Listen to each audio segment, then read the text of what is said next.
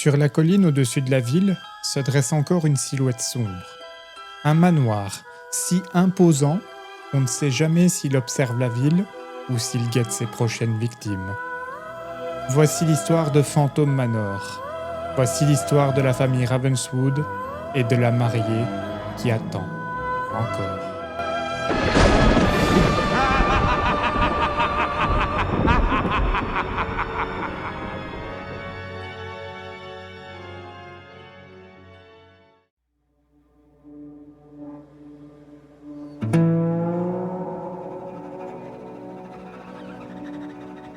Quand Henry Ravenswood arriva à Thunder Mesa, la ville n'existait pas vraiment encore. Ce n'était qu'un bout de terre brûlé par le soleil, traversé par quelques chercheurs d'or épuisés, quelques cow-boys de passage et des rêveurs qui n'avaient plus grand-chose à perdre. Henry Ravenswood n'était pas venu seul. À ses côtés, sa femme Martha et leur jeune fille Mélanie. Henry n'était pas un vagabond comme les autres. Il n'était pas venu tenter sa chance, il était venu la fabriquer. Très vite, il s'installa, observa la montagne, étudia ses reliefs, jusqu'au jour où il le trouva.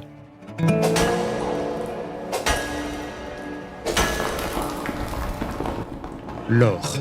Une veine immense, une promesse de fortune infinie. Alors tout s'enchaîna. Henry fonda la Big Thunder Mining Company, et en quelques années seulement, Thunder Mesa naquit. Les rails furent posés, les galeries s'enfoncèrent toujours plus profondément dans la montagne, les machines grondèrent jour et nuit, les mineurs affluèrent, les commerces s'installèrent, et la ville se construisit autour de sa réussite. Et Henry Ravenswood devint riche, très riche. Avec sa fortune, il fit ériger sur la colline une demeure gigantesque, dominant la ville comme un trône de pierre, le manoir Ravenswood. On disait qu'Henry pouvait tout voir depuis ses fenêtres. La ville qu'il avait bâtie, les mines qu'il contrôlait, la montagne qui lui avait donné sa richesse. Pour un temps, tout semblait parfait. Thunder Mesa prospérait. Henry dirigeait son empire d'une main ferme, les habitants le respectaient, certains l'admiraient, d'autres le craignaient déjà un peu. Martha, elle, tenait la maison.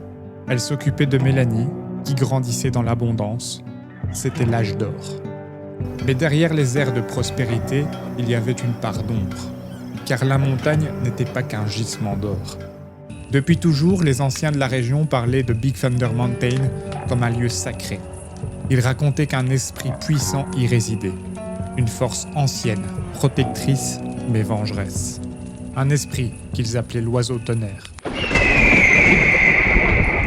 Mais Henry Ravenswood n'écouta jamais. Pour lui, il n'y avait pas de malédiction, pas d'esprit, pas de légende. Seulement de la roche, de l'or et de la richesse. Alors il continua, toujours plus loin, toujours plus profond. Mais un jour, sans qu'on ne sache pourquoi, Henry changea. Pas brutalement, pas du jour au lendemain, non, subtilement. Son regard devint plus dur, plus lourd, comme si quelque chose l'avait suivi hors des entrailles de la montagne. Certains dirent qu'il devenait simplement obsédé, qu'il voulait plus d'or, plus de puissance. D'autres murmurèrent qu'une nuit, seul dans les tunnels, il avait vu quelque chose, ou entendu quelque chose, qu'il n'aurait jamais dû entendre.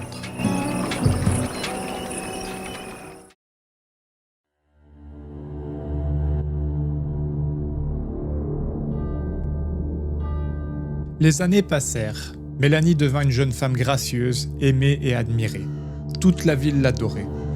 Et plus elle grandissait, plus Henry changeait.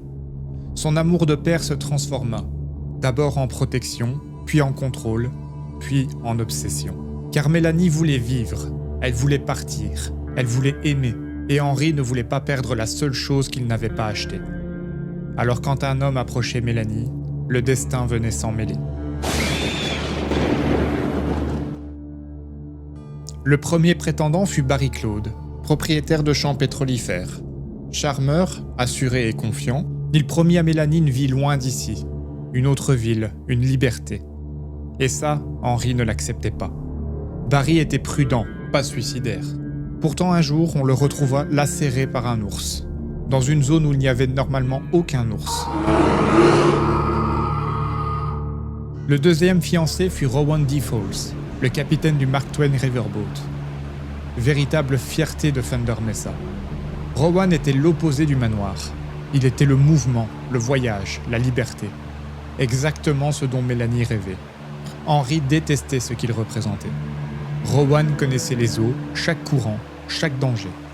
Pourtant, il finit sa vie brisée au fond d'une cascade. Le troisième fiancé fut Ignatius Knight, responsable de la Thunder Mesa Mining Company. Lui n'avait pas peur d'Henry. Il l'affronta. Il annonça qu'il épouserait Mélanie et qu'il partirait loin. Henry répondit calmement « La montagne punit les hommes arrogants. Faites attention à ne pas vous croire invincible. » Quelques jours plus tard, Ignatius explosa. Le quatrième fiancé se nommait Sawyer Bottom, propriétaire d'une scierie, solide, stable, calme.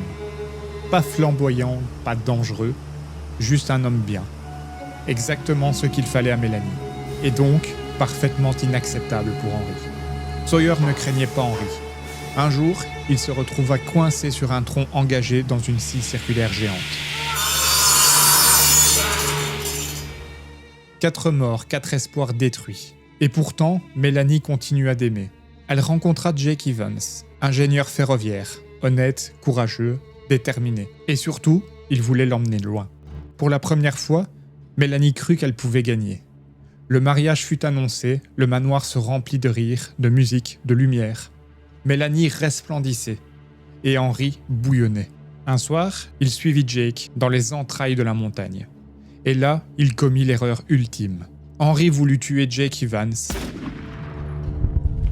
Mais ce jour-là, c'est Big Thunder Mountain qui se réveilla. Le sol hurla, les galeries s'effondrèrent, les rails se brisèrent, la terre s'ouvrit. Une partie entière de la ville fut engloutie. Cette cicatrice devint Phantom Canyon. Henry Ravenswood mourut, Martha aussi. Thunder Mesa avait perdu son roi.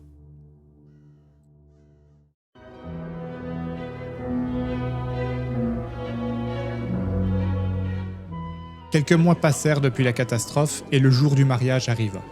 Les invités étaient là, la salle brillait, les chandelles dansaient, Mélanie était magnifique, prête, heureuse. Puis, un homme entra. Un invité que personne ne se rappelait avoir vu arriver. Un sourire trop large, un rire trop grave, un regard trop familier.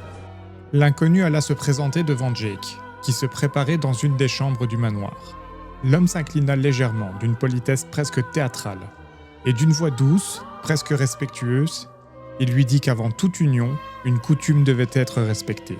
Puisqu'Henry et Martha Ravenswood n'étaient plus de ce monde pour assister aux noces, il convenait d'aller honorer leur mémoire, d'aller déposer des fleurs sur leur tombe. Un geste simple, un hommage nécessaire avant d'épouser Mélanie.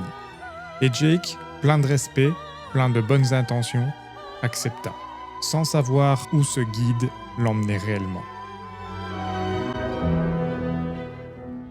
Dans la salle de bal, on attendit. La musique continua, trop longtemps. Comme si quelqu'un refusait qu'elle s'arrête.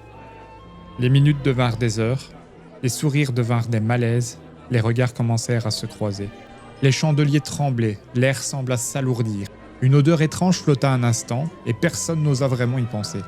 Puis doucement, les premiers convives s'écroulèrent. Pas un cri, pas un drame théâtral, juste des corps qui tombent, des mains qui lâchent, des verres qui se brisent au sol. Un souffle coupé, un cœur arrêté. Puis un autre, et encore un. Les rires s'étouffèrent, la musique se transforma en une mélodie absurde, dansée par des silhouettes déjà condamnées. Les domestiques comprirent trop tard, ils furent emportés eux aussi. Aucun ne sortit vivant du manoir ce soir-là. La salle devint un tombeau, un mausolée magnifique, parfait, silencieux. Puis, les chandeliers brûlèrent jusqu'à la cire, et Mélanie resta, seule. Toujours en robe, toujours avec son bouquet, toujours murmurant, avec une douceur terrifiante. Un jour, il reviendra. Et dans les ombres du plafond, quelque chose rit.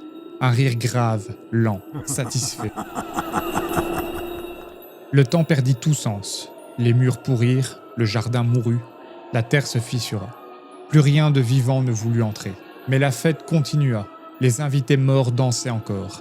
Les démons envahirent la maison.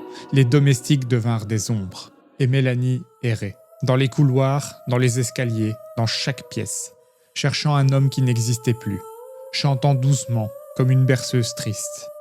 Et toujours ce rire grave, moqueur, présent partout. Aujourd'hui encore, le manoir se dresse sur Boot Hill. Certains disent que la nuit, on peut voir les lumières aux fenêtres. D'autres jurent entendre une voix chanter doucement. Et parfois, si vous observez bien, vous apercevrez une mariée, belle, fantomatique, perdue, toujours en blanc, toujours à attendre. Parce que Mélanie Ravenswood n'a jamais quitté le manoir. Elle n'a jamais quitté l'amour. Elle n'a jamais quitté son père. Et à force d'attendre, elle n'a trouvé ni paix, ni délivrance, ni fin. Seulement la folie. Et dans les murs de Phantom Manor, elle attend encore. Veux-tu m'épouser ?